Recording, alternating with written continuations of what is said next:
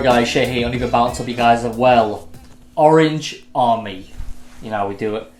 I got this shirt for my lovely wife for my birthday. I didn't even tell her to get it, but she overheard me always saying that, you know, support Sunrisers in the IPL. So she got me the shirt. It was a really nice first. Yeah, thank you. Wanted to say because I'm doing a video now on the IPL. So yeah, there's cool videos I wanted to do. One's actually it's about the IPL, but it's not just the IPL. It's about the conversations apparently that have been going on. A lot of chatter anyway, you could say, about Rohit Sharma taking over the white ball captaincy from Virat Kohli. I just want to give my opinion on that. I think it's pretty ridiculous, to be honest with you, for want of a better statement. For me, Rohit Sharma has obviously done very well for Mumbai Indians. That being said, he's obviously had a very good team behind him. The other 10 players obviously there. Now I know obviously it's the whole outfit is very well run. Mumbai Indians, they've obviously been very careful of selection, very clever in their transfer strategy, but they've also still assembled a really good team. Virat Kohli, for me, I think I've made no real secret about it. It's probably one of my favourite players. Definitely at this current time, there's no doubt. Obviously, if you look outside of England, I think Pat Cummins is definitely another one. I really love Pat Cummins, but I love Virat Kohli as well. I've got a soft spot for Warner. You know, David Warner. I know he's a bit of a scumbag, but maybe because there's the Sunrise, I don't know, but maybe it's Orange Army, just loyalty. But I do like him anyway. You know, Virat Kohli for me, he's a very good captain, and I think to judge him, I feel like this has all come out because of what's happened in the IPL and the fact that Rohit Sharma performed better on paper than Virat Kohli did. I did actually get the stats, but I should have done this before. If you just bear with me, I will get now. Yeah, so I've just been looking at the stats for this year's IPL, which is obviously just concluded a couple of weeks ago. So Virat Kohli was the 9th highest run scoring batsman, 15 matches, 466 runs, best of 19 not out, average 42 with a strike rate of 121. Strike rate's not so great. If we go on the list, number 23, you'll see Rohit Sharma there. 12 matches, 332 runs, average of 27.66, a strike rate of 127.69. A little better on the strike rate, average some way below, best score of 80. But yeah, so Kohli averaged 42, and I mean 2 matches more, but he played, but he scored a couple more runs, so 466 versus 332, so 132 runs more, and played just 2 matches more. So, you know, Rohit Sharma scored 70 odd, 65, 66. That's maths all wrong, isn't it? 66 to level Virat Kohli. But anyway, the point is, Virat Kohli, I think you can even extrapolate the data from Rohit Sharma, he performed better than Rohit Sharma. And that was obviously a struggling team. Now, you can argue the toss on this, whether it's down to him. Do you feel like he could do better with the players at his disposal? I'm not sure.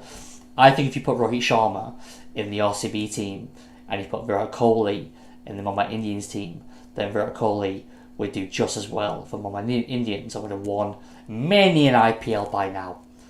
And Rohit Sharma would be languishing in kind of 3rd, 4th, 5th spot, and maybe even lower, depending. So, you know, Rohit Sharma is a good captain, but especially at T20 level, and in one ultimately domestic competition, you can't really judge that as a way to say, well, he should take over the Indian captaincy.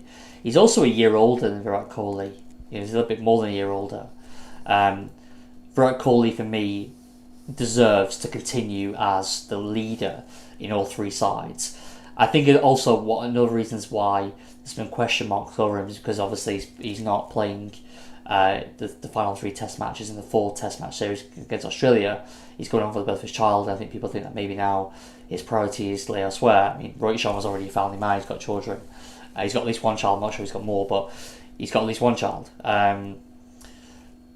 The same could happen with him. He could have another child, couldn't he? You don't know what happen in the future, he might pull out.